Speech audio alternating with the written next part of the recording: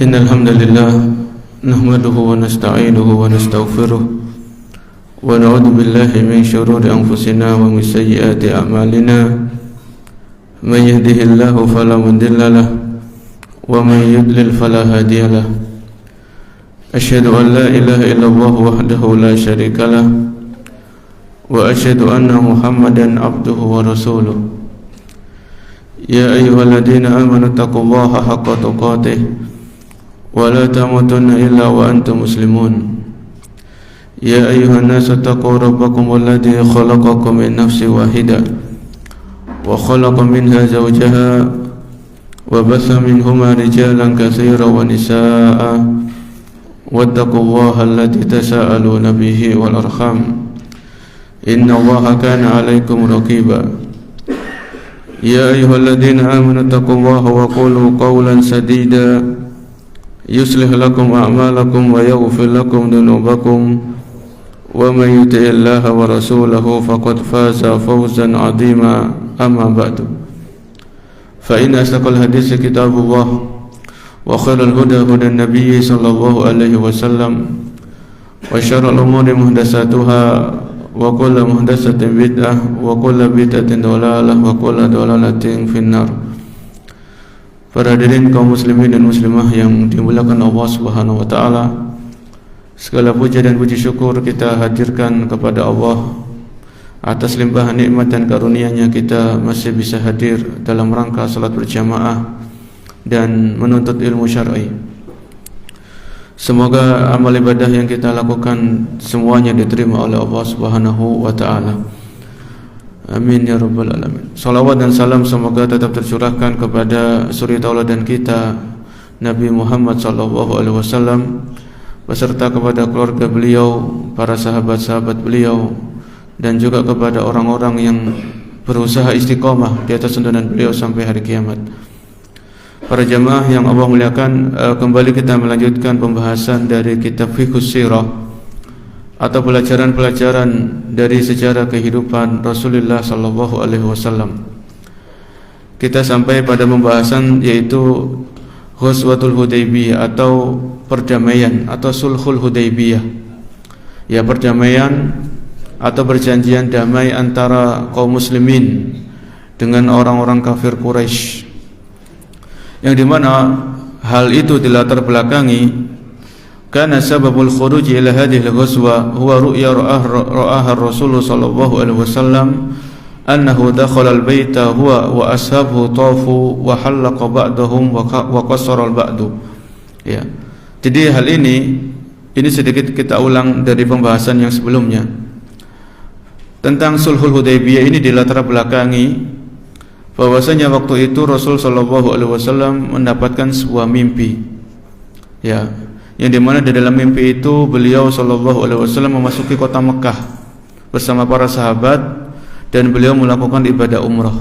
Ya. Dalam hal ini Allah sebutkan di surat Al-Fath ayat nomor 27. Surat Al-Fath ini di juz 26. Ya. Surat Al-Fathu ayat ke-27. Kalau antum bawa HP bisa dilihat di Google ya. Al-Fath 27 nanti kan muncul saat terjemahannya. Yaitu Allah Subhanahu wa taala berfirman di surat ini Al-Fath ayat 27, laqad sadaqallahu rasulahu ru'yah bil haqq la tadkhulunnal masjidal harama insyaallahu aminina mukhallikina ru'usakum wa muqassirina la takhafun fa'alima ma lam ta'lamu faja'ala min duni dzalika fathan qariba. Yang artinya dalam ayat ini Allah berfirman laqad sadaqallahu rasulahu ru'ya bil haqq. Ya. Yaitu Allah berfirman sungguh Allah telah membuktikan kepada Rasulnya tentang kebenaran mimpinya. Ya.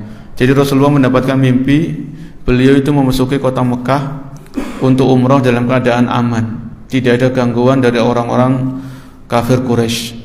Laqad sadaqallahu rasulahu ru'ya bil haqq. Sungguh Allah telah membenarkan mimpi dari Rasulnya.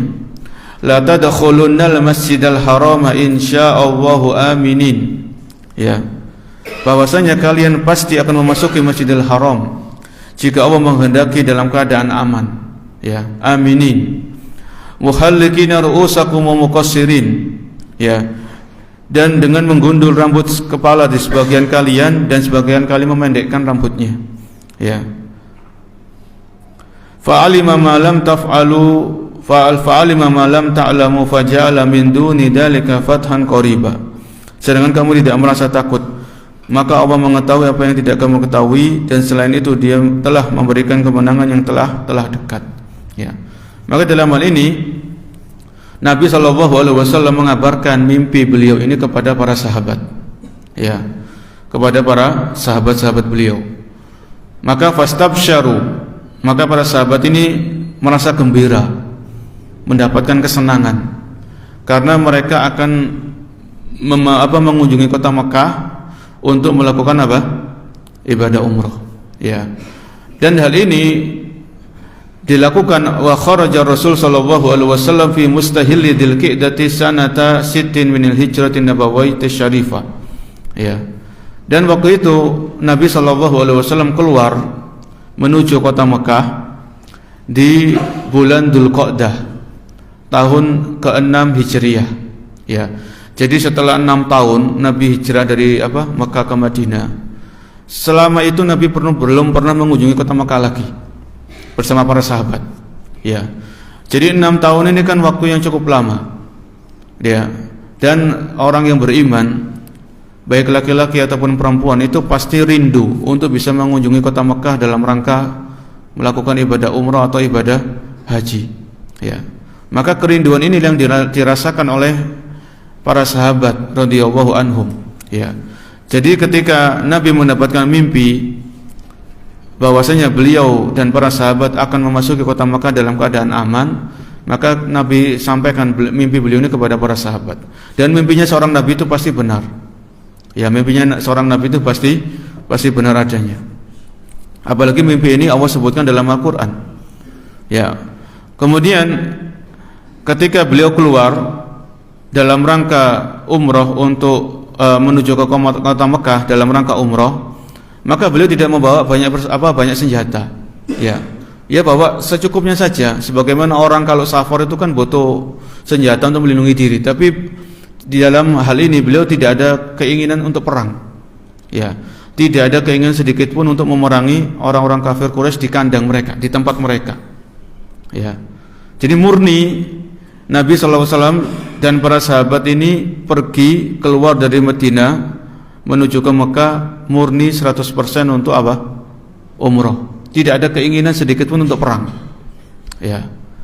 Maka dalam ini Nabi mengajak juga orang-orang Arab di sekitar kota Madinah yang mereka sudah masuk Islam. Mereka diajak sama Nabi.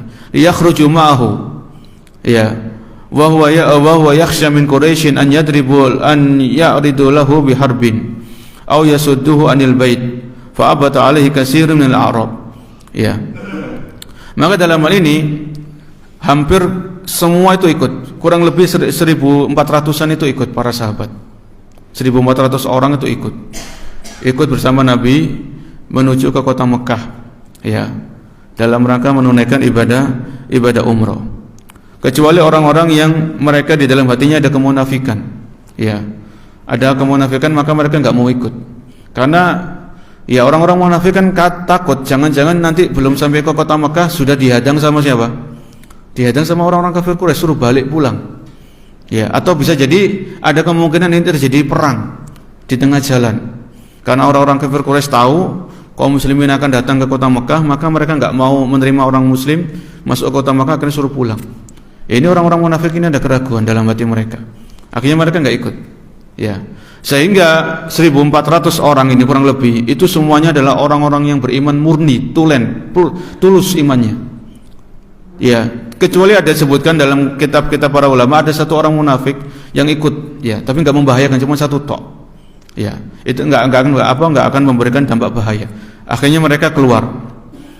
Kurang lebih Nabi dan para sahabat ini keluar menuju ke kota Mekah, ya. Dan kita tahu sendiri jarak antara Madinah dan Mekah ini kurang lebih 450 km, bisa lebih dari itu, ya. Makanya adalah perjalanan yang jauh, perjalanan yang melelahkan, capek dan seterusnya. Tapi itulah keimanan, mereka juga rindu untuk bisa tawaf di Ka'bah, bisa sa'i dan sebagainya. Maka apapun yang terjadi mereka sudah siap resikonya, para sahabat ini. Wa kharaja Rasulullah sallallahu alaihi wasallam hatta idza salaka saniyatal mirar barakat naqatuhu. Ya. Jadi Nabi sallallahu alaihi wasallam ini ketika beliau sampai kalau namanya mau umrah kan ambil mikot dulu. Mikotnya ahli kota Madinah itu ahli penduduk Madinah itu di Dzul Khulaifah. Ya. Jadi mereka Nabi dan para sahabat mengambil mikot di Dzul Khulaifah atau namanya sekarang apa? Bir Ali ya. Bir Ali. Kemudian mereka ambil mikot, setelah di mikot maka mereka semuanya pakai pakaian ihram. Yang laki-laki cuma 2 helai kain putih-putih, yang atas namanya rida, yang bawah namanya izar. Ini para sahabat pakai itu, yang laki-laki. Ya. Jadi mereka mengucapkan labbaik Allahumma umrah. Ya Allah, aku penuhi panggilan Engkau untuk melakukan ibadah umrah. Setelah di Dzul Khulaifah ambil mikot sudah jalan. Ya. Jalan melakukan perjalanan ke kota Mekah. Dan dalam hal ini Nabi SAW ketika sampai di sebuah tempat namanya Qura al-Ghamim, ya, maka beliau ambil strategi, ambil cara yang lain untuk bisa sampai ke kota Mekah. Karena waktu itu Nabi SAW mendapatkan kabar bahwasanya Khalid bin Walid ketika itu beliau belum masuk Islam, itu sudah siap dengan pasukannya, ya, untuk menghadang kaum muslimin di tengah jalan supaya enggak bisa masuk ke kota Mekah. Ini dilakukan oleh Khalid bin Walid dan pasukan-pasukan beliau. Ketika itu beliau belum masuk Islam. Ya. Maka dalam hal ini Nabi mengetahui akan rencana itu, oleh karenanya Nabi mencari jalan yang lain yang enggak biasa ditempuh oleh orang ketika mereka safar ke Mekah. Cari jalan-jalan yang lain. Ya. Akhirnya ketika Khalid bin Walid sampai di tempat itu, mereka enggak mendapatkan kaum muslimin di sana. Akhirnya Khalid bin Walid pulang balik ke kota Mekah. Ya, menemui pembesar-pembesar Quraisy di sana. Dalam hal ini ketika itu Nabi SAW sudah sampai di dekat namanya Hudaybiyah. Hudaybiyah kan kayak nama sebuah tempat, di situ ada sumur. Sumur ini dikenal dengan Hudaybiyah. Di dekat sumur ini ada kayak pohon gitu. Ya, ini kata para ulama. Wa kharaja Rasulullah sallallahu alaihi wasallam hatta idza salaka saniyatal mirar barakat naqatuhu. Ya. Kemudian ketika Nabi SAW sudah sampai di sebuah tempat, ya, yang dekat dengan Hudaybiyah atau dekat dengan kota Mekah, maka tiba-tiba ontanya Nabi SAW ini duduk, ya, onta yang ditunggangi oleh Nabi namanya Al-Qaswa. Itu tiba-tiba itu nggak mau jalan, kayak mogok gitu, ya. Maka para sahabat ini terheran-heran, ma khala'at wa ma huwa laha bi khalqin walakinnaha habasaha habisul qil.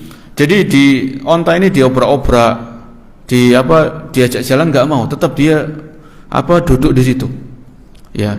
Oleh karena dalam hal ini Nabi SAW mengatakan yang menahan onta ini untuk jalan itu adalah dialah zat yang menahan tentara bergajah yaitu Abraha untuk memasuki kota Mekah. Kita ingat ya kisah tentara bergajah yaitu Abraha dan bala tentaranya dengan gajah-gajah yang besar yang datang dari Yaman untuk menghancurkan Ka'bah. Itu ditahan sama Allah Subhanahu wa taala, tentara bergajah ini.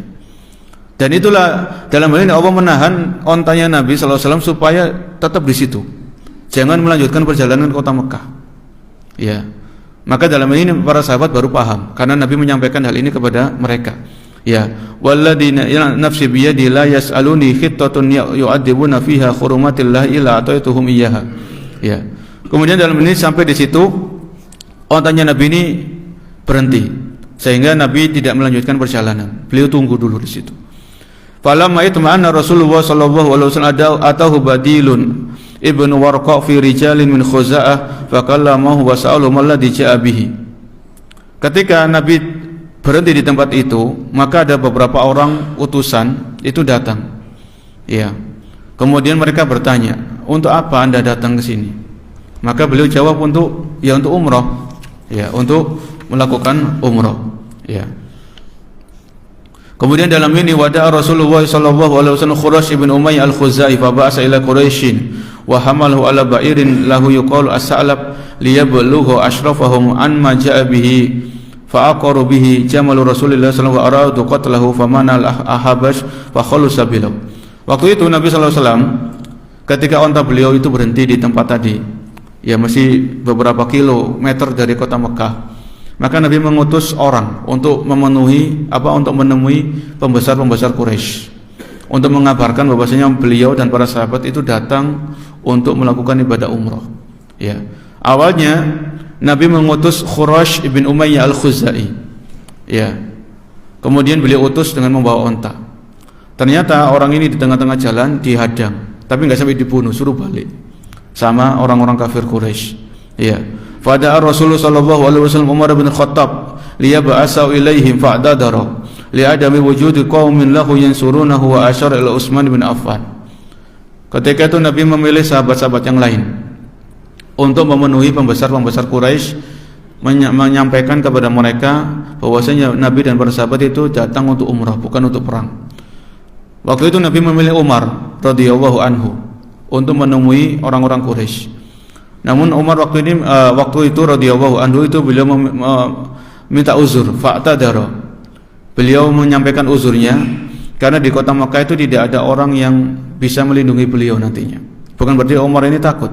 Ya, dalam hal ini kan seseorang itu tawakal kepada Allah juga setelah itu kan berusaha. Ketika ini Umar melihat strategi ini enggak tepat dalam hal ini, maka beliau menyampaikan uzurnya dengan baik kepada Rasul sallallahu alaihi wasallam. Kemudian wa asyara ila Utsman ibn Affan radhiyallahu anhu. Akhirnya Umar ini memberikan isyarat kepada Utsman, ya, supaya Utsman ini yang diutus oleh Nabi alaihi salatu wasallam sampai di kota Makkah untuk menyampaikan kepada orang-orang kafir Quraisy. Ya, wa inna ma ji'na Umaran, ya, fa ba'asahu Rasulullah sallallahu alaihi wasallam. Akhirnya Nabi sallallahu alaihi wasallam memilih siapa? Utsman untuk menemui orang-orang kafir Quraisy, menyampaikan maksud dari Nabi dan para sahabat untuk kedatangan ke Mekah ini dalam rangka ibadah umrah. Wa qala, nampaknya Nabi berkata kepada Utsman, akhbirhum inna lam na'ti liqital. Kabarkan kepada mereka, wahai Utsman, kita datang ini bukan untuk perang. Wa inna ma ji'na umaron, akan tapi kita datang ini untuk umrah, ya. Wad'uhum ilal Islam, dan usahakan engkau mengajak mereka untuk masuk Islam. Kata Nabi kepada Utsman, ajak mereka, tetap ajak mereka, dakwai mereka supaya masuk Islam kalau kamu ketemu sama mereka. Ya. Wa amarahu an ya'tiya rijalan bi Makkah mu'minin. Kemudian Nabi meminta kepada Utsman untuk mendatangi orang-orang yang sudah beriman yang mereka masih di kota Makkah. Ya, waktu itu belum ikut hijrah. Ya. Fa basyirhum bil fathi. Maka datangilah orang-orang yang beriman yang masih di kota Makkah, kabarkan kepada mereka tentang kabar gembira bahwasanya kota Makkah ini akan ditaklukkan dalam waktu dekat, kata Nabi sallallahu alaihi wasallam. Fantalaqa Utsman famarra ala Quraisyin bi baldah fa akhbarahum wa qama ilaihi Usama ibnu Sa'id ibnu al-As fa dhahaba bihi wa asraja lahu farasuhu. Maka ketika Utsman ini pergi, beliau sampai di sebuah tempat namanya Baldah, ya. Dan di situ beliau ketemu dengan Usama bin Sa'id bin As. Maka Usama bin Sa'id bin As ini menyerahkan kudanya supaya dinaiki sama Utsman radhiyallahu anhu. Ya. Dan Usama bin Sa'id bin As ini menjamin ketika Utsman ini sampai di kota Makkah, beliau akan dijamin keamanannya, tidak akan diganggu, tidak akan dizalimi dan seterusnya. Ya. Kemudian khalasa Utsman qablana ilal baiti wa tawafa bihi. Maka ketika Utsman ini pergi ke Mekah untuk menyampaikan maksudnya Nabi dan para sahabat, mereka datang ini untuk umrah bukan untuk perang. Ya. Maka ada di antara sebagian orang itu mereka beranggapan, wah nanti kalau Utsman datang duluan, beliau bisa tawaf duluan, bisa umrah duluan, mendahului kita. Ini pendapat sebagian orang. Faqama Rasulullah sallallahu alaihi wasallam, maka Nabi mengatakan ketika ada beberapa orang yang ngomong seperti itu, kalau Utsman pergi duluan nanti beliau tawaf duluan, sa'i duluan, selesai umrah duluan. Kemudian Nabi berkata, ma'adunnu tawafa bil baiti wa nahnu mahsurun. Aku tidak akan mengira, ya, bahwasanya Utsman itu umrah duluan, bahwasanya sedang kita masih di sini. Jadi ini Nabi sallallahu alaihi wasallam tetap berprasangka baik kepada sahabatnya ini. Ya. Dan ini seorang muslim itu seperti itu, tidak boleh suudzon sama temannya. Enggak boleh suudzon sama saudaranya. Apalagi seperti Utsman bin Affan, sudah dijamin surga, ya. Makanya Nabi mengatakan, ma'adunnu annahu tawafa bil baiti wa nahnu mahsurun. Aku tidak akan mengira Utsman itu beliau umroh duluan, sedangkan kita semuanya masih di sini, di tempat ini, tertahan di sini. Karena ontanya Nabi diperintahkan oleh Allah untuk berhenti di situ. Ya. Faqalu ma yamna'uhu ya Rasulullah wa qad khalasa ilaihi. Ya. Apa yang kemudian orang-orang tadi mengatakan, ya Rasulullah, apa yang menghalangi Utsman untuk tawaf duluan? Kemudian Nabi mengatakan, dzalika doni, itulah yang aku sangkakan kepada beliau, kepada Utsman. Allah yatufa bil Ka'bah hatta natufa ma'ahu. Bahwasanya beliau tidak akan tawaf duluan sebelum kita bersama-sama beliau datang ke Mekah. Ya. Kemudian Utsman sampai di Mekah. Ya. Dan Utsman ini dipersilakan sama orang kafir Quraisy untuk tawaf, tapi beliau enggak mau. Ya, beliau tidak mau. Kemudian terjadilah dialog antara Utsman dengan pembesar-pembesar Quraisy. Ya, seperti Abu Sufyan waktu itu masih kafir dan pembesar-pembesar Quraisy yang lainnya. Ya, bahwasanya mereka datang ini betul-betul untuk umroh. Dan ini dialog ini lama. Dialognya Utsman dengan orang kafir Quraisy ini lama. Ya. Wa balagha Rasulullah sallallahu alaihi wasallam anna Utsman qad qutil. Ya, ketika waktu yang lama, namanya kan butuh perjalanan. Sampai di sana melobi, ngobrol dan sebagainya. Ini waktunya lama. Lah, waktu itu tersebar kabar bahwasanya Utsman radhiyallahu ini terbunuh. Ya, dibunuh sama orang-orang Quraisy. Tersebar kabar ini tersebar begitu cepat. Ya. Maka dalam hal ini Nabi sallallahu alaihi wasallam tidak diam. Ketika tersebar kabar orang-orang kafir Quraisy ini membunuh Utsman, maka fada'a ilal bai'ah. Maka Nabi SAW mengajak para sahabat semuanya yang ikut untuk berbaiat. Ya, untuk melakukan apa? Baiat. Inilah yang dinamakan dengan baiatur ridwan. Baiatu apa? Ridwan. Ini terkenal dalam buku-buku sirah. Fasarul muslimuna ila Rasulillah sallallahu alaihi wasallam tahta syajarah fabayauhu. Kemudian para sahabat ini semangat, antusias, ya, untuk melakukan baiat ini. Dan baiat ini dilakukan di bawah pohon. Ya, di bawah kan Hudaybiyah ini kan nama sumur, di dekat sumur ini ada pohon di situ. Dekat sumur Hudaybiyah ini ada semacam pepohonan di situ. Maka para sahabat membaiat Nabi untuk melakukan baiat di bawah pohon. Dalam hal ini Allah sebutkan di surat Al-Fat ayat 18. Surat Al-Fat ayat nomor 18. Kalau tadi kan ayat ke-27 itu tentang mimpinya Nabi. Mimpinya Nabi bahwasanya beliau akan masuk kota Mekah dalam keadaan aman bersama para sahabat. Kalau ini baiat ridwan, sumpah baiat atau sumpah setia yang dilakukan oleh Nabi dan para sahabat di bawah pohon ini Allah sebutkan di surat Al-Fat ayat 18. Ya. Ketika terdengar kabar Utsman ini dibunuh sama orang-orang kafir. Ya. Allah berfirman dalam ayat ini, laqad radiyallahu 'anil mu'minina id yubayi'unaka tahta syajarati fa'alima ma fi qulubihim fa anzala as-sakinata 'alaihim wa athabahum fathan qariba.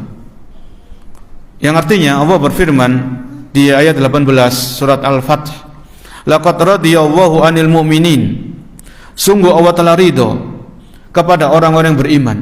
Ya. Ini kemuliaan orang-orang yang ikut baiat ridwan. Allah abadikan dalam Al-Quran, laqad radiyallahu 'anil mu'minin, sungguh Allah telah ridho kepada orang-orang yang beriman. Ya. Jadi yang 1400 orang ini Allah ridho kepada mereka semuanya. Ya. Laqad radiyallahu 'anil mu'minina id yubayi'unaka. Ya, yaitu ketika mereka berjanji setia kepadamu wahai Muhammad. Id yubayi'unaka tahta syajarah, yaitu di bawah pohon. Fa'alima ma fi qulubihim. Ya, dan Allah mengetahui apa yang ada di dalam hati mereka. Fa'anzalas sakinata 'alaihim. Ya. Fa'anzalas sakinata 'alaihim, dan Allah menurunkan ketenangan dalam hati mereka.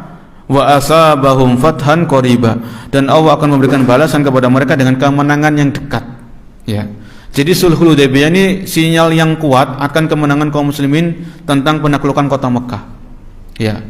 Ini tentang Sulhul baiat ridwan ini Allah sebutkan di surat Al-Fat ayat 18 tadi. Laqad radiyallahu 'anil mu'minina id yubayi'unaka tahta syajar. Ya. Maka para ulama menyebutkan, ya, ini adalah keutamaan yang didapatkan oleh para sahabat yang mereka mengikuti baiat ridwan. Bahwasanya mereka mendapatkan keridhaan dari siapa? Dari Allah Subhanahu wa taala. Ini menunjukkan bahwasanya sahabat-sahabat tersebut sampai mereka meninggal, maka mereka akan meninggal dalam keadaan iman. Ya.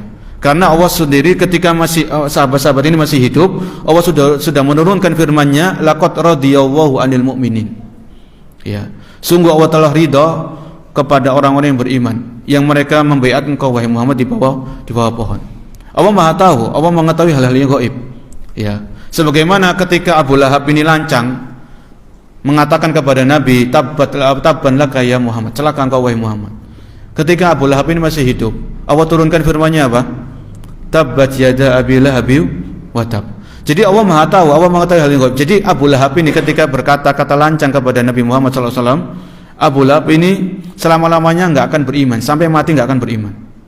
Ya. Oleh karena Allah turunkan firman-Nya di surat Al-Lahab itu tadi, tabbat yada Abi Lahab wa tab. Adapun orang-orang ini tadi, para sahabat ini yang mereka ikut baiat ridwan namanya, maka Allah tahu bahwasanya mereka ini selama hidup mereka tidak akan murtad. Mereka tetap akan dalam keadaan beriman. Tetap ya, namanya manusia itu berbuat salah, berbuat dosa itu tetap. Ya. Karena para sahabat bukan orang-orang yang maksum. Beda dengan para nabi dan rasul. Cuman hanya dalam hal ini Allah menjamin para sahabat-sahabat tadi akan meninggal dalam keadaan apa? Beriman, karena Allah telah ridho kepada mereka. Keridhaan Allah ini adalah luar biasa. Ya, karunia anugerah yang sangat besar kepada orang yang beriman adalah ketika Allah ridho kepada mereka. Laqad radhiyallahu 'anil mu'minin. Kemudian di dalam hadis Nabi SAW menyebutkan la yadkhulun nar ahadun mimman bai'a tahta syajarah. Nabi mengatakan tidak akan masuk neraka orang-orang yang berbaiat di bawah pohon. Ya, ini Nabi menjelaskan tentang keutamaan para sahabat yang ikut baiat ridwan di bawah pohon ini tadi. Tidak masuk neraka ya seseorang yang ikut berbaiat di bawah pohon, yaitu Nabi menyebutkan tentang baiat ridwan ini tadi. Ya. Ini keutamaan yang lain yang disebutkan oleh Nabi tentang baiat ridwan, ya. Kemudian Nabi juga mengatakan kepada para sahabat tadi yang ikut baiat apa? Baiat ridwan, antum khairu ahlil ard. Kalian ini sekarang adalah penduduk bumi yang paling baik. Antum khairu ahlil ard. Kalian adalah sebaik-baik penduduk bumi, ya. Penduduk bumi ini disebutkan dalam referensi yang lain tentang keutamaan para sahabat yang mengikuti apa? Baiat ridwan. Kemudian isinya apa baiat ini? Jadi ketika Nabi mendengar kabar tentang terbunuhnya Utsman, maka Nabi mengajak para sahabat untuk berbaiat. Isinya apa baiat? Kata para ulama, ya, bahwasanya dalam hal ini Nabi SAW itu membaiat para sahabat untuk tidak takut mati, ya, dan tidak lari dari medan pertempuran. Ini kan Nabi SAW ini kan sudah berarti mengajak perang kan ini. Ini Utsman terbunuh. Kita nggak boleh tinggal diam. Kita harus mengambil sikap tegas. Kita datang ke Mekah untuk memerangi orang-orang kafir Quraisy. Itu seperti itu. Awalnya memang mau umroh, tapi ini kasusnya lain. Ini Utsman terbunuh. Waktu itu belum tahu kalau kabar ini kabar burung, kabar dusta, bukan kabar yang benar. Ya. Tapi dalam hal ini para sahabat itu sudah siap. Apapun yang terjadi, mereka akan mengikuti apa yang diperintahkan oleh Nabi SAW. Ya. Jadi dalam hal ini kita mendapatkan pelajaran penting dari baiat ridwan ini, bagaimana para sahabat itu menyerahkan hidup dan mati mereka itu kepada Allah Subhanahu wa taala. Ya. Sebagaimana Allah berfirman dalam Al-An'am 162, "Qul inna sholati wa nusuki wa mahyaya wa mamati lillahi rabbil alamin." Katakan sesungguhnya salatku, ibadahku, hidupku dan matiku hanya untuk Allah Tuhan semesta alam. Ya. Jadi mereka para sahabat ini semuanya membaiat Nabi untuk siap mati dan tidak melarikan diri seandainya terjadi perang bersama orang-orang kafir Quraisy. Ya. Fa akhadha Rasulullah sallallahu alaihi wasallam bi yadi nafsihi. Kemudian Nabi menjabat tangan para sahabat untuk melakukan baiat dan Nabi memegang tangannya. Hadi an Utsman, ini baiat untuk Utsman. Walam yatakhalaf anil bait illa Ja'ad bin Qais. Semua orang itu ikut kecuali satu orang nama Ja'ad bin Qais. Ya. Walam matamatil bai'atu raja Utsman faqala al-muslimun istafaita ya Aba Abdullah min tawafil bait. Setelah selesai baiat, ya. Setelah selesai baiat maka Utsman ini kembali kepada para sahabat. Ya. Jadi tadi isinya baiat itu adalah siap untuk mati dan tidak lari dari medan perang apapun yang terjadi. Ya. Kemudian dalam ini menunjukkan bahwasanya para sahabat ini siap untuk yang namanya kematian. Mereka tidak takut mati sedikit pun. Ya. Dan mereka itu rindu untuk bisa meninggal atau mati di jalan Allah Subhanahu wa taala. Ya. Dan senjata terkuat untuk menghadapi musuh-musuh Islam setelah setelah pertolongan dari Allah, keimanan adalah pasukan muslim itu enggak takut mati. Ya. Oleh karenanya di antara yang disebutkan oleh Nabi sallallahu alaihi wasallam, kenapa kaum muslimin itu mengalami kelemahan ya di hadapan musuh-musuh Islam? Karena dua hal. Hubbud dunya wa karihatul maut. Karena mereka cinta dunia dan takut apa? Takut mati. Ini disebut oleh Nabi. Di antara kenapa sebabnya kelemahan umat Islam, umat Islam jumlahnya banyak tapi lemah, seperti buih di lautan. Banyak tapi enggak punya kekuatan. Nabi sebutkan di antara penyakitnya umat Islam itu disebut dalam hadis beliau hubbud dunya wa karahiyatul maut, karena cinta dunia dan takut mati. Ya. Jadi kalau kita lihat baiat Ridwan ini di bawah pohon. Ya, di bawah pohon, bukan tempat yang mewah. Tempat biasa di bawah pohon. Mereka siap untuk berjihad di jalan Allah, mati di jalan Allah Subhanahu wa taala. Dan inilah senjata yang paling ampuh menghadapi musuh-musuh Allah Subhanahu wa taala. Ya, yaitu siap untuk mati. Tidak takut mati. Dan hal inilah yang diucapkan oleh Khalid bin Walid. Waktu itu Khalid sudah masuk Islam dan beliau memimpin perang untuk melawan Persia. Ya. Apa kata Khalid bin Walid? Aku mendatangi kalian dengan pasukan yang sangat mencintai kematian, sebagaimana kalian cinta kepada kehidupan. Sudah gentar orang-orang Persia kayak gitu. Jadi Khalid waktu itu beliau radhiyallahu anhu sudah masuk Islam, memimpin perang untuk melawan Persia. Beliau mengatakan kepada orang-orang Persia, kami membawa pasukan yang sudah siap mati, yang cinta kematian sebagaimana kalian orang-orang Persia cinta kepada kehidupan dunia ini. Sudah gentar itu, sudah takut orang-orang Persia. Ya. Kemudian di sini kalau kita lihat di dalam surat apa tadi, surat Al-Fat ayat ke-18, ya. Fa'alima ma fi qulubihim. Kalau kita perhatikan redaksi ayat ini para jamaah, fa'alima ma fi qulubihim, dan Allah mengetahui apa yang di dalam hati para sahabat. Ya. Ini menunjukkan bahwasanya hati para sahabat itu betul-betul murni iman, tulus. Ya. Dan ini pentingnya kita menjaga hati ini masalahnya. Ya. Karena Allah mengetahui isi hati kita semuanya. Sebagaimana Allah mengetahui isi hatinya para sahabat, fa'alima ma apa tadi? Fa'alima ma fi qulubihim. Ya, jadi Allah mengetahui isi hati para sahabat yang ikut baiat tadi. Betul-betul mereka itu murni, ya, ingin mati syahid, ingin mati di jalan Allah Subhanahu wa taala, ingin membela agama Allah Subhanahu wa taala, tidak ada keinginan dunia di situ. Ya. Ini yang Allah tahu. Makanya Allah sebutkan kenapa Allah ridho kepada mereka? Fa'alima ma fi qulubihim. Allah mengetahui apa yang ada di dalam hati mereka. Ya. Maka peristiwa baiat ini dan juga ayat ini tadi Al-Fat ayat 18 ini menunjukkan kepada kita pentingnya terus kita menjaga masalah hati ini. Ya, menjaga yang namanya keikhlasan, menjaga yang namanya ketulusan. Ya, jangan sampai ada riya, jangan sampai ada ujub, jangan sampai ada sum'ah atau penyakit-penyakit hati yang lain. Ya. Karena hati ini kan disebutkan oleh Nabi adalah raja, pemimpin. Kalau hati ini baik, maka insyaallah anggota tubuh yang lain akan apa? Akan baik. Tapi kalau hati ini bermasalah, ada penyakitnya, maka anggota tubuh yang lain akan ikut bermasalah dan ikut berpenyakit. Ya. Kembali kepada pembahasan tadi, yaitu bahwasanya ketika selesai baiat, ya, maka Utsman radhiyallahu anhu ini kembali dalam keadaan selamat. Ya, tidak ada beliau tidak dizalimi dan lain sebagainya. Kemudian istafaita ya Aba Abdullah, ketika Utsman ini datang, maka para sahabat bergembira.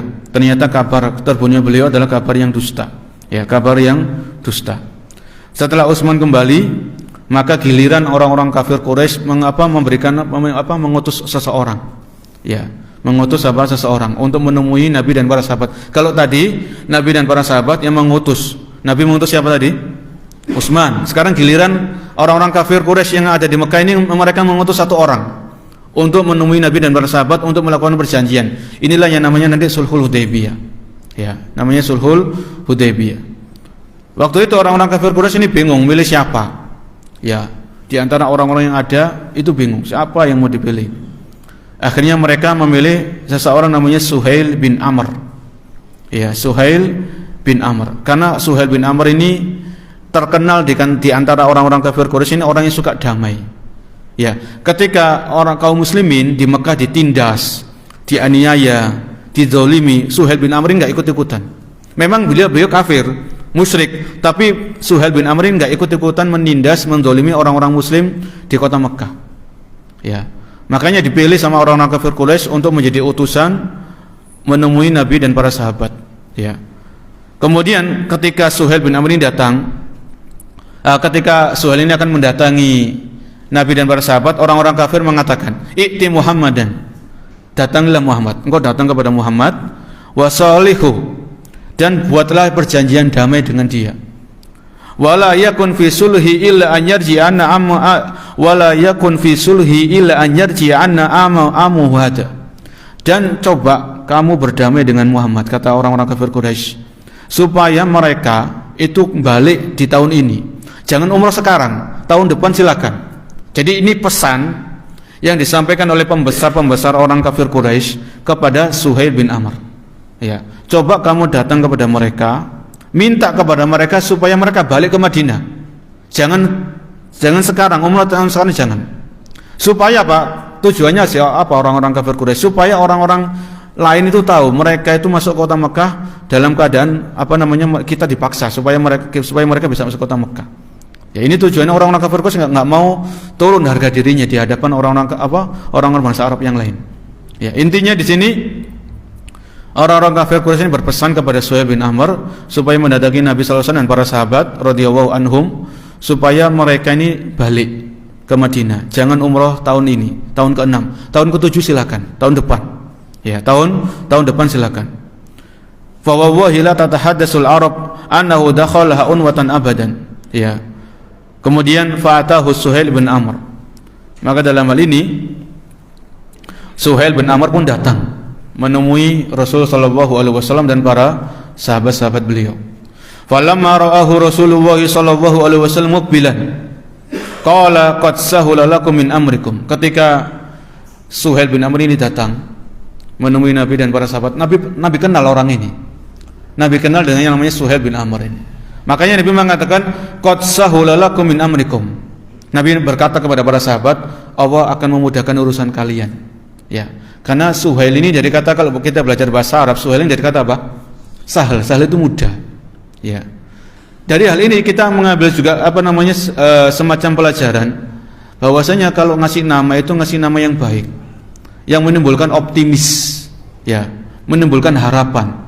Ya. Jangan mencari nama yang yang sulit, yang bikin pesimis. Misalnya kasih nama Hazin. Hazin itu sedih terus. Ya. Maka di sini Nabi ketika lihat orang ini namanya Suhail, beliau kenal, maka Nabi memberikan harapan kepada para sahabat. Qad sahalalakum min amrikum. Allah akan memudahkan urusan kalian. Ya. Dengan hanya sekedar lihat orang ini tadi namanya Suhail tadi. Nabi memberikan optimisme kepada diri para sahabat. Ya, wa qala qad aradal qaumu as-sulha khina ba'su hada ar-rajula. Maka Nabi memahami kedatangan Suhail ini memberikan tanda bahwasanya orang-orang kafir Quraisy ingin berdamai sama kita. Ya. Ini menunjukkan apa? Bahwasanya keberadaan Nabi dan para sahabat ini mulai diperhitungkan sama siapa? Sama orang-orang kafir Quraisy.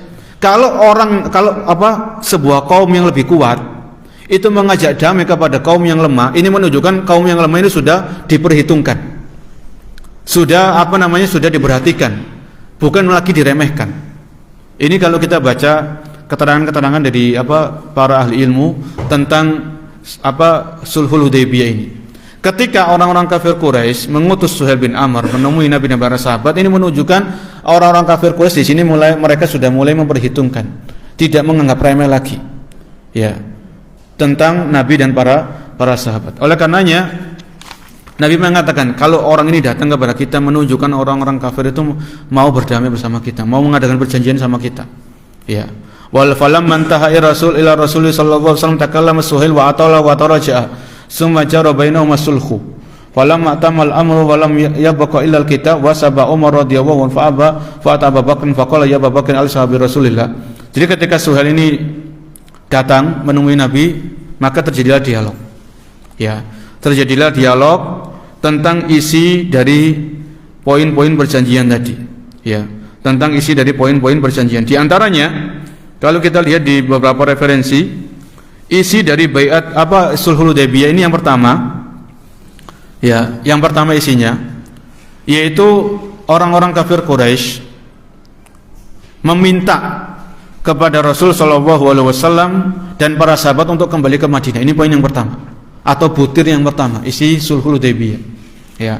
Jadi orang-orang kafir Quraisy meminta dengan tegas untuk kepada Nabi dan para sahabat kembali ke kota Madinah di tahun ini. Jangan umrah tahun ini, tahun ke-6 Hijriah. Dan orang-orang kafir Quraisy mempersilakan Nabi dan para sahabat untuk umrah di tahun ke depan, tahun 7 Hijriah, dalam keadaan aman. Ya. Jadi dalam hal ini orang-orang kafir Quraisy memberikan kesempatan 3 hari. Silakan tahun depan kalian datang, kalian masuk ke kota Mekah dalam keadaan aman. Kita kasih kesempatan 3 hari. Mau tawaf, ya, sa'i, cukur, setelah itu mau sholat, mau terserah. Pokoknya tahun depan silakan datang untuk umroh, kita kasih kesempatan 3 hari, kalian bisa beribadat dengan aman, tenang, tidak diganggu sedikit pun. Ya. Maka ini diantara isi Sulhul Hudaybiyah yang pertama, yaitu Nabi dan para sahabat disuruh balik. Boleh nanti kemudian nanti umrohnya tahun depan, tahun ke-7, itu pun dikasih waktu 3 hari masuk kota Makkah dalam keadaan aman. Tidak ada gangguan, tidak diancam dan sebagainya. Kemudian yang kedua, di antara isi Sulhul Hudaybiyah yang dilakukan oleh Suhail bin Amr, perwakilan dari orang-orang kafir Quraisy bersama Nabi sallallahu alaihi wasallam, yaitu mengadakan gencatan senjata selama 10 tahun. Ya. Jadi selama 10 tahun itu tidak boleh ada gencatan senjata, enggak boleh ada perang. Ya. Jadi 10 tahun ini mulai tahun 6 Hijriah sampai tahun 16 itu enggak boleh ada peperangan antara orang-orang kafir Quraisy dengan kaum muslimin. Ya, 10 tahun. Ini menguntungkan. Ini sangat-sangat menguntungkan kaum muslimin.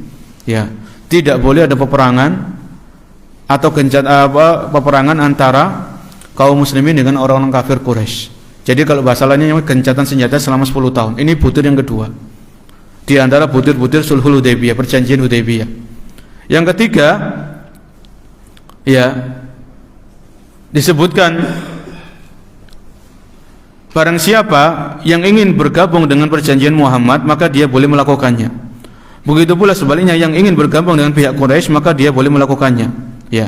Jadi setelah Sulhul Hudaybiyah, setelah perjanjian Hudaybiyah ini, maka diumumkan kepada semua orang, barang siapa yang ingin bergabung dengan Rasulullah SAW dan para sahabat, maka silakan.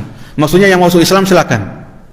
Yang mau bergabung dengan orang-orang kafir Quraisy tetap dalam kekufuran, dalam kesyirikan, itu silakan. Ini diberikan pilihan.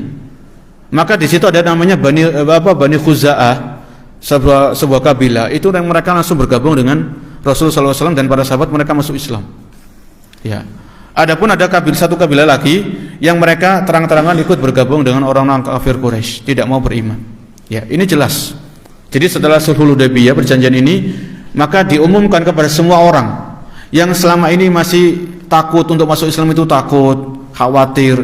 Maka sekarang mereka dengan bebas, dengan enak masuk Islam tanpa ada gangguan. Karena sudah ada gencatan senjata, perjanjian gencatan senjata selama 10 tahun tadi. Ya. Kemudian yang berikutnya, poin yang keempat, ya, disebutkan dalam perjanjian Hudaybiyah ini, siapa saja yang mendatangi Muhammad dari pihak Quraisy tanpa seizin walinya atau melarikan diri, maka dia harus dikembalikan kepada mereka. Dan sebaliknya, jika ada yang datang kepada mereka melarikan diri berasal dari pihak Muhammad, maka tidak boleh dikembalikan kepada beliau. Jadi begini yang keempat ini butir yang keempat, isi perjanjian Hudaybiyah. Kalau ada, ini kan sudah jelas ya, kan sudah dikasih pilihan. Poin yang ketiga tadi, barang siapa yang mau bergabung dengan Nabi SAW dan para sahabat, beriman, masuk Islam, silakan. Barang siapa yang bergabung dengan tetap dalam kekufuran, kesyirikan, maka silakan.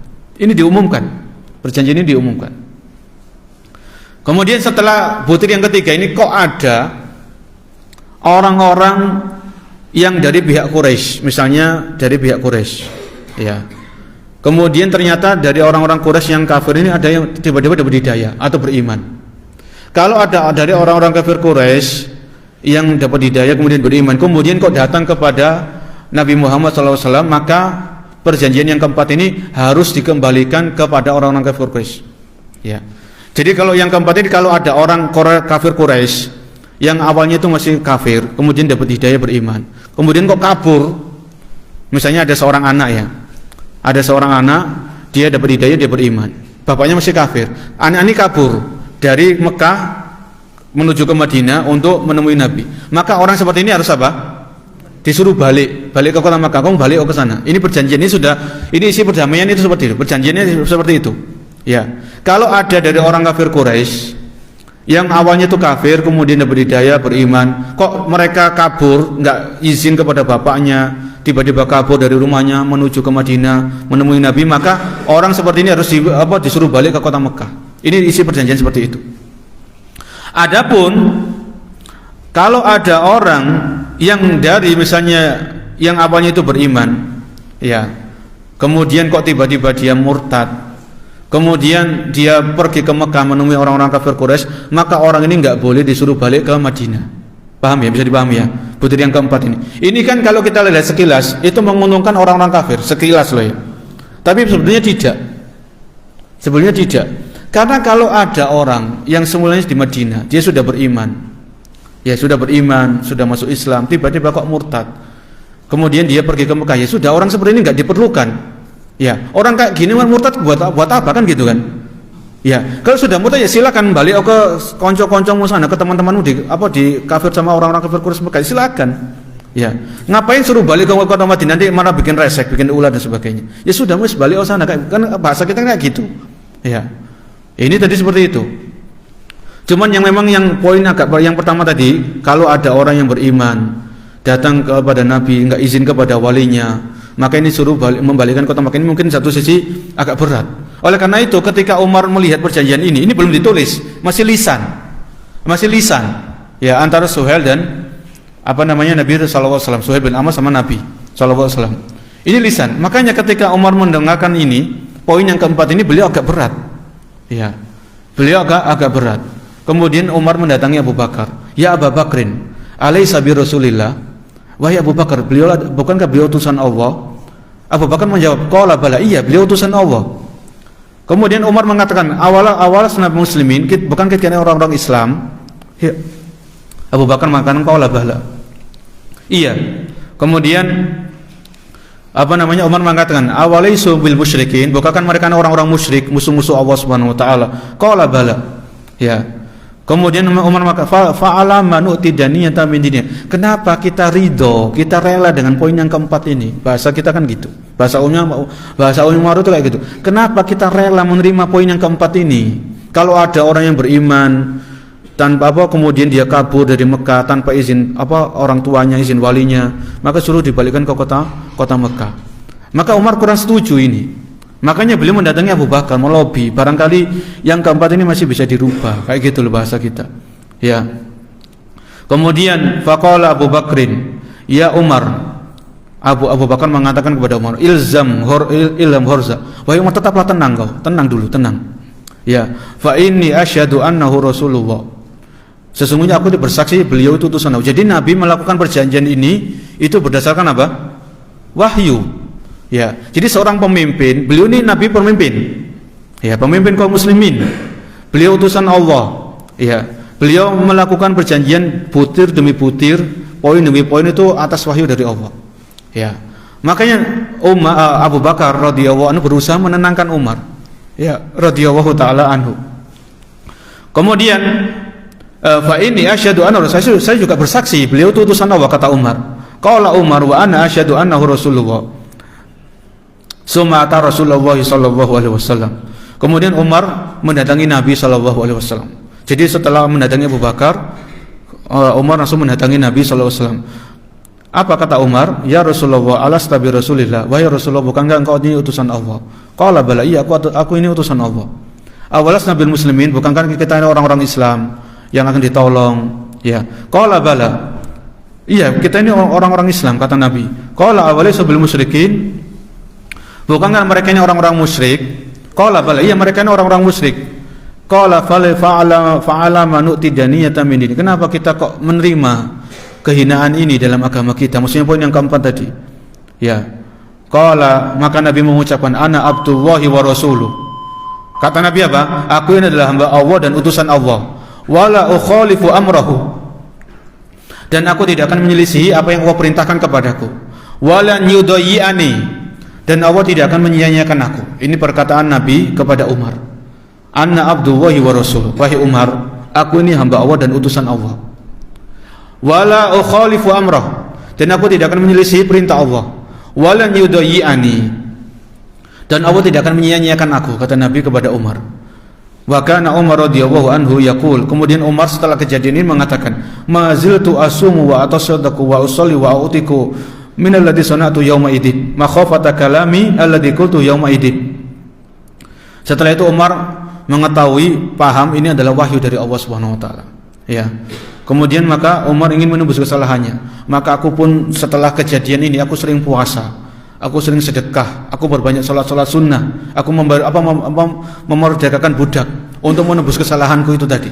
Ya. Awalnya Umar beliau tahu ini beliau adalah Nabi itu utusan Allah. Ya. Bahwasanya kita ini umat Islam, mereka orang-orang musyrik. Ya. Cuman dalam hal ini kan namanya Umar ini kan beliau ingin kemenangan, ingin umat Islam itu di atas orang-orang musyrik, bangga dengan keislaman. Ini yang diinginkan Umar. Beliau tidak ada keinginan, Umar ini tidak ada keinginan menentang wahyu, tidak ada. Ya, tidak ada sedikit pun dalam hati beliau itu seperti itu. Cuma dalam hal ini Umar ingin bahwasanya umat Islam itu jaya, bangga, jangan sampai dilecehkan sama orang-orang musyrik, itu saja. Ya. Setelah itu Umar memperbanyak ibadah-ibadah untuk menutupi kesalahan beliau waktu itu. Setelah itu, setelah perjanjian ini selesai secara lisan, ya, berapa poin tadi? Ada empat butir tadi ya, yang disebutkan oleh Suhail bin Amr, namanya Sulhul Hudaybiyah bersama Nabi Shallallahu Alaihi Wasallam. Setelah itu waktunya mencatat, namanya perjanjian secara lisan maka dicatat.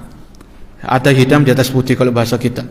Ya, summa da'a Rasulullah Shallallahu Alaihi Wasallam Ali bin Abi Thalib. Ya, karena kita tahu bahwasanya Rasul Shallallahu Alaihi Wasallam itu beliau tidak bisa baca, tidak bisa tulis. Maka Nabi memanggil Ali bin Abi Thalib sebagai juru tulis, ya, untuk menulis kurang 4 butir isi perjanjian tadi. Ya. Kemudian Nabi mengatakan, Nabi mendikte, kalau bahasa kita mendikte Ali supaya menulis ini.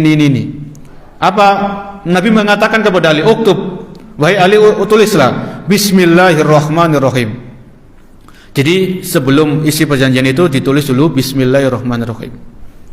Kemudian Suhail ini enggak terima. Suhail bin Amr tadi, utusannya orang-orang kafir Quraisy, enggak terima. La arifu hada. Saya enggak tahu apa Ar-Rahman Ar-Rahim ini, enggak tahu saya.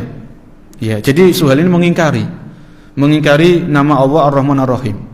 Ya, walakin uktub bismika Allahumma. Wes tulis saja dengan menyebut nama Tuhan, wes gitu aja. Bismika Allahumma. Ya. Faqala Rasulullah sallallahu alaihi wasallam, maka Nabi perintahkan Ali, wis turuti kemauan orang ini, tulis bismika Allahumma. Nah, maka Ali pun menulis bismika Allahumma. Fakatabaha. Faqala summa uktub. Kemudian Nabi mendikte Ali bin Abi Thalib radhiyallahu anhu, summa uktub. Kemudian tulislah wahai Ali, hada ma salaha alaihi Muhammad Rasulullah Suhail bin Amr. Ini adalah perjanjian antara Muhammad Rasulullah, Muhammad utusan Allah dengan Suhail bin Amr.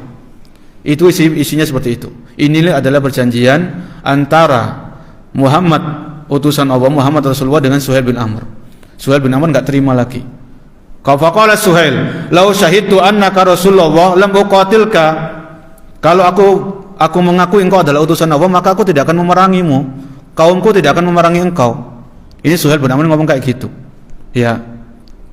Kemudian walakin uktub, tulis di perjanjian ini ismaka wa isma abika. Tulis namamu dan tulis nama bapakmu, yaitu Muhammad bin Abdullah. Ini permintaan siapa? Suhail bin Amr. Ya. Kemudian Ali ini suruh menghapus, tapi Ali nggak mau. Ali nggak mau karena ini berat ini bagi Ali. Ini Rasulullah ini betul-betul utusan Allah. Ya, Muhammad Rasulullah disuruh menghapus sama Nabi sallallahu alaihi wasallam. Ya, suruh menghapus. Faqala Rasulullah sallallahu alaihi wasallam, "Uktub hadza ma salah Ali Muhammad bin Abdullah Suhail bin Amr." Ya, awalnya di dalam beberapa referensi itu beliau berat untuk menghapus Muhammad Rasulullah ini. Akhirnya Nabi SAW meminta, tolong tunjukkan kepada saya mana yang tulisan Muhammad Rasulullah. Kemudian dihapus sendiri sama Nabi SAW. Dihapus sendiri dengan tangan beliau. Ya, bukan berarti Ali memberontak, tidak, tapi dalam ini beliau berat. Ini sesuatu yang berat bagi Ali radhiyallahu anhu. Ini berat. Akhirnya Nabi sendiri menghapus tulisan tersebut untuk kemaslahatan. Karena ini masalah perdamaian. Nanti maslahatnya itu banyak untuk kaum muslimin, banyak, kedepannya banyak. Ya, akhirnya Ali pun menulis setelah dihapus sendiri sama Nabi sallallahu alaihi wasallam, "Hadza ma salaha alaihi Muhammad bin Abdullah Suhail bin Amr." Inilah perjanjian yang telah disusun antara Muhammad bin Abdullah dengan Suhail bin Amr. Itu setelah bismika Allahumma, kemudian tulisannya inilah perjanjian yang telah ditulis antara Muhammad bin Abdullah dengan Suhail bin Amr. Ya. Istalaha ala watil arbi, kemudian ditulis poin yang pertama. Ya. Tidak boleh ada harus ada terjadinya gencatan senjata selama 10 tahun. Memang redaksinya ada urutannya beda-beda. Di dalam beberapa referensi beda-beda. Tapi kurang lebih 4 hal tadi, 4 butir tadi itu isinya ya. Itu isi dari Sulhul Hudaybiyah.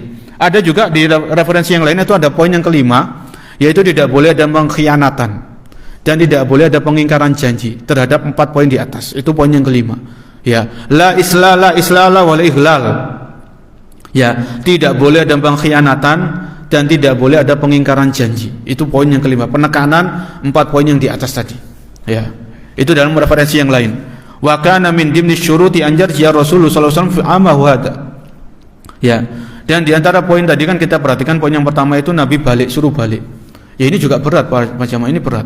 Tapi inilah wahyu dari Allah Subhanahu wa taala, ya. Orang yang beriman itu sami'na wa ata'na. Kita dengar dan kita taat. Wong ini perjalanan dari kota Madinah ke Mekah itu 500 km, 450 km jalan kaki. Ada yang naik onta, paling banter naik kuda. Ternyata sampai hampir sudah mau kota Mekah di tempat Hudaybiyah, suruh balik sama orang-orang kafir. Ini kan berat. Ya, belum umrah, tapi suruh balik. Ini berat, tapi inilah konsekuensi keimanan itu di situ. Ya, konsekuensi keimanan kalau Allah dan Rasulnya sudah menetapkan ini, sudah ada perjanjian, maka perjanjian ini harus ditaati, dipatuhi. Orang Muslim itu enggak boleh berkhianat, enggak boleh mengingkari janji. Sudah, maka mereka balik. Setelah selesai ditulis, ya ditulis sama siapa? Ali bin Abi Thalib radhiyallahu anhu, isinya hitas hitam putih. Maka tiba-tiba wa bainama Rasulullah sallallahu alaihi wasallam yaktubul kitab ma Suhail ijja Abu Jandal ibnu Suhail bin Amr yarsufu fil hadid. Ini juga kejadian yang menyedihkan hati ya. Ketika perjanjian selesai ditulis, tiba-tiba ada seorang muslim namanya Abu Jandal. Ya, Abu Jandal ibn Suhail ibn Amr. Jadi Abu Jandal ini anaknya siapa? Suhail bin Amr yang sedang melakukan Sulhul Hudaybiyah bersama Nabi, yang namanya ditulis di perjanjian tadi. Ya, Abu Jandal ini melarikan diri.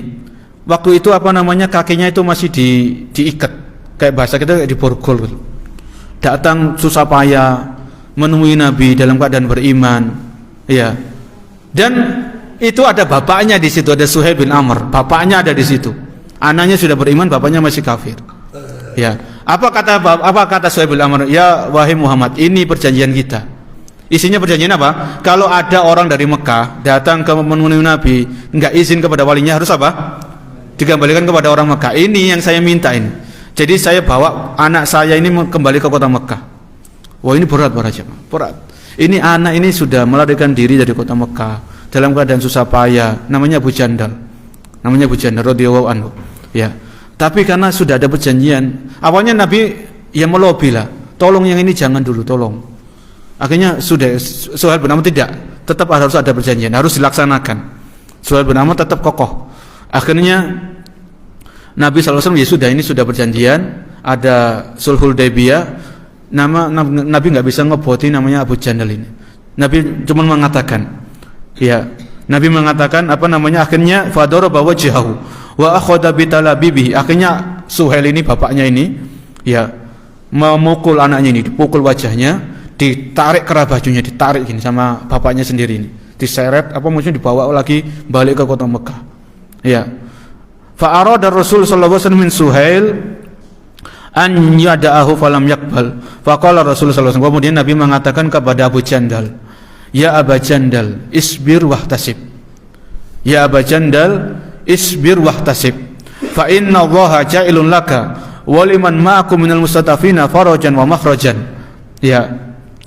Wa inna qad aqadna bainana wa bainal qaumi sulhan wa atainahum ala dalika wa atauna ahda Allahi wa inna la nahdaru bihim. Jadi Nabi menjelaskan alasan beliau enggak bisa melindungi Abu Jandal ini. Kepada Abu Jandal dijelaskan kepada Nabi, wahai Abu Jandal, Nabi mengatakan kepada Abu Jandal ketika beliau diseret sama bapaknya, ditarik kerah bajunya, wahai Abu Jandal, isbir wahtasib, bersabarlah dan berharaplah pahala kepada Allah.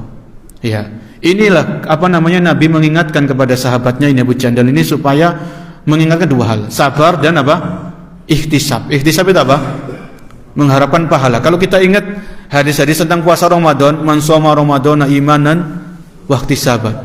Barang siapa puasa Ramadan iman dan ihtisab, ini mengharap pahala. Ini yang diingatkan sama Nabi, wahai Abu Jandal, isbir wahtasib, sabar dan mengharapkan pahala. Memang berat. Kalau bahasa kita kan ini berat, tapi sabar dan mengharapkan pahala.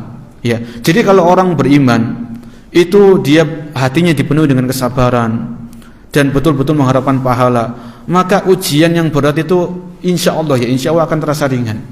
Ya, akan terasa ringan. Fa inna Allaha, maka Nabi mengatakan, fa inna Allaha ja'ilun laka. Allah akan membuatkan engkau, Allah akan menjadikan untukmu dan bersama orang-orang yang bersamamu, orang-orang yang lemah di kota Mekah untuk jalan keluar. Ya, farajan wa makhrajan. Ya. Allah akan membuatkan untukmu wahai Abu Jandal dan bersama orang-orang bersamamu, orang-orang lemah, yaitu jalan keluar dari kesulitan ini. Fa inna qataqatna, karena sesungguhnya kami dan orang-orang ini sudah mengadakan perdamaian, perjanjian. Ya. Dan kami akan mentaati perjanjian tersebut dan kita tidak akan mengkhianati perjanjian tersebut. Ini kata Rasul kepada Abu Jandal tadi. Ya. Fa zahada hadzal mauqifu min ghamil muslimina wa husnihim lima ra'u annahum lam yadkhulu Makkah wa ra'u Abu Jandal wa huwa yajuru min aydihim la yastati'u nusratahu wa qad wasala ila aydihim. Ini kejadian ini, momen ini yang membuat juga sedih hatinya para sahabat. Sedih. Jadi kesedihan yang pertama itu enggak bisa umrah di tahun ke-6 Hijriah ini. Mereka suruh balik. Ini kesedihan yang pertama, tapi mereka tetap menerima. Sami'na wa ata'na. Kesedihan yang kedua, ketika para sahabat 1400 orang ini lihat ada orang dari Mekah susah payah, namanya Abu Jandal, datang ke menemui Nabi untuk masuk Islam. Sudah jelas masuk Islam. Namun karena isi perjanjian tadi harus disuruh balik lagi ke kota Mekah. Ini dua hal ini membuat para sahabatnya sedih. Ya, sedih tapi dalam sedih yang wajar ya, bukan yang berlebih-lebihan, nangis-nangis tidak. Ya. Walamma faraha Rasulullah sallallahu alaihi wasallam minas sulhi. Ketika Nabi sallallahu alaihi wasallam itu selesai perjanjian ini, sudah ditulis, ya Suhail ini sudah balik ke Mekah bersama putranya tadi yang sudah masuk Islam, namanya Abu Jandal.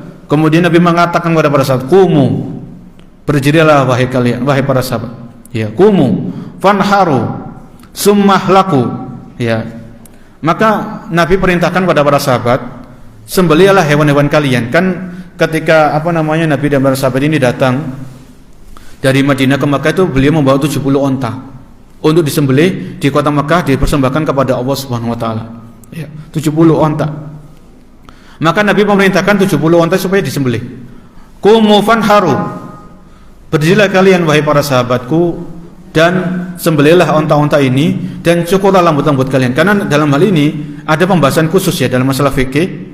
Kalau seseorang itu sudah berniat untuk umroh dengan niat yang kuat, ya bahkan sudah ambil mikot, sudah pakai pakaian ihram, sudah mengucapkan labbaik Allahumma umratan, ternyata kok ada halangan, nggak bisa masuk kota Mekah, nggak bisa umroh, itu ada konsekuensinya. Ada dalam pembahasan masalah fikih dalam hal ini, namanya ihsor. Ya, maka dalam ini Nabi perintahkan para sahabat untuk menyembelih onta dan mencukur rambut. Ya, kemudian fama qama rajulun minhum, tidak ada satu sahabat pun yang melakukan hal itu. Tidak ada yang menyembelih onta, tidak ada yang menyukur rambutnya. Masih sahabat ini kalau bahasa kita masih shock, ya, masih sedih. Ya, tapi bukan berarti sahabat ini tidak taat kepada Nabi, tidak. Cuman dalam hal ini kita harus memahami dalam hal ini ya, para sahabat ini kan sudah diridhoi Allah, laqad radhiyallahu 'anil mu'minin. Ya, ityubayuna kata tasyajar. Cuman dalam hal ini kesedihan yang masih belum hilang. Masih lemas, masih shock dan sebagainya. Akhirnya Nabi SAW menemui istri beliau. Waktu itu yang diajak oleh Nabi itu adalah Ummu Salamah radhiyallahu anha. Ya, Ummu Salamah radhiyallahu anha. Kemudian Nabi cerita kepada istrinya ini sahabat-sahabat ini sudah saya perintahkan begini-begini tapi belum ada yang melaksanakan. Apa kata Ummu Salamah? Faqalat Ummu Salamah, "Ukhruj summa la takallam ahadan minhum hatta tanharu badanaka wa tad'u halikaka fayahlikuka." Kemudian Ummu Salamah memberikan pesan, memberikan saran, ide. Coba Anda keluar, ya, wahai Rasul, Anda keluar, Anda sembelih onta Anda, ya. Maksudnya onta 70 tadi salah satunya itu disembelih oleh Nabi, kemudian Anda minta salah seorang untuk mencukur rambut Anda. Dilakukan sama Nabi. Idenya Ummu Salamah radhiyallahu anha dilakukan. Nabi sembelih onta beliau, ya. Kemudian beliau minta salah seorang untuk mencukur. Akhirnya apa? Faqama fa kharaja kemudian falamma ra'an nasu dzalika, ketika para sahabat lihat Nabi menyembelih ontanya, mencukur rambutnya, faqamu, kemudian mereka berdiri, fanaharu, ya, mereka pun menyembelih onta-onta mereka, wa ja'ala ba'duhum yahliku ba'dun, kemudian antara satu sahabat dengan sahabat yang lain itu saling mencukur rambutnya, ya, saling mencukur rambutnya, hatta kada ba'duhum yaqtulu ba'dan ghamman, sampai karena masih rasa sedih itu, ya, hampir saja satu sahabat itu membunuh sahabat yang lain. Kan waktu itu kan alat cukur kan nggak ada. Cukurnya kira-kira pakai apa waktu itu? Ya pakai pedang atau pakai apa kan itu ya.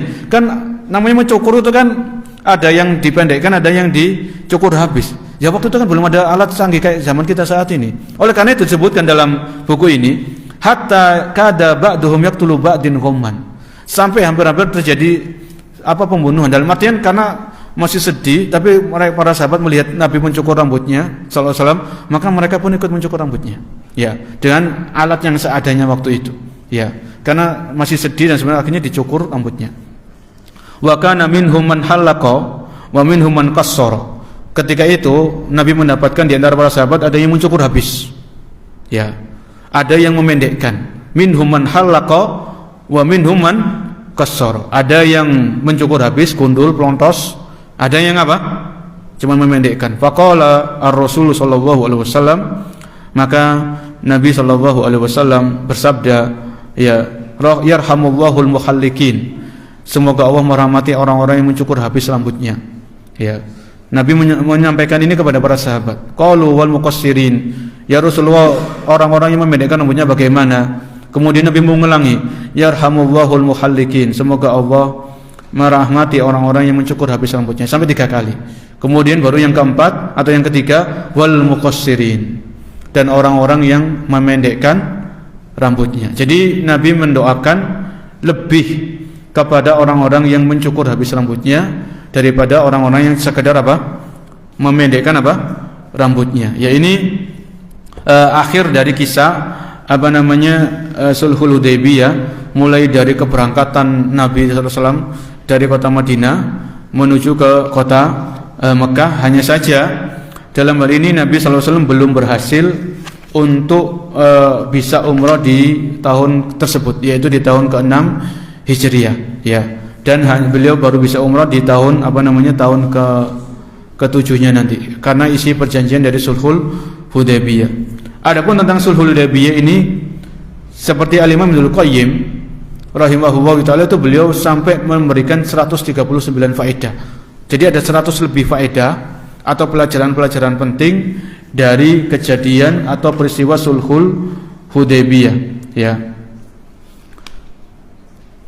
Insyaallah adapun pelajaran-pelajaran penting insyaallah kita lanjutkan di pertemuan berikutnya ya tentang pelajaran-pelajaran penting dari Sulhul Hudaybiyah kita sampaikan di pertemuan yang akan datang. Mudah-mudahan peristiwa tadi, jadi ada dua peristiwa penting para jemaah yang kita sampaikan pada pagi hari ini, yaitu Bai'atur Ridwan, baiatnya para sahabat di bawah apa? Di bawah pohon kepada Nabi. Jadi Allah sudah ridho kepada mereka. Laqad ya Allah sudah meridhoi kepada para sahabat yang mereka itu ikut bai'at ridwan. Laqad radiyallahu 'anil mu'minin id yubayyi'unaka tahta asy-syajarah fa'alima ma fi qulubihim. Maka terus kita perhatikan hati kita, jaga keikhlasan, jauhi penyakit-penyakit hati. Pokoknya keikhlasan ini harga mati, ya. Terus kita jaga. Kemudian bersihkan hati kita dari segala macam penyakit hati, sombong, ujub, riya, sum'ah, pelit, ya, hasad. Pokoknya penyakit-penyakit hati ini bersihkan. Karena kita ingat tadi dalam ayat tadi fa'alima ma fi qulubihim. Yang Allah lihat dari para sahabat ini apa?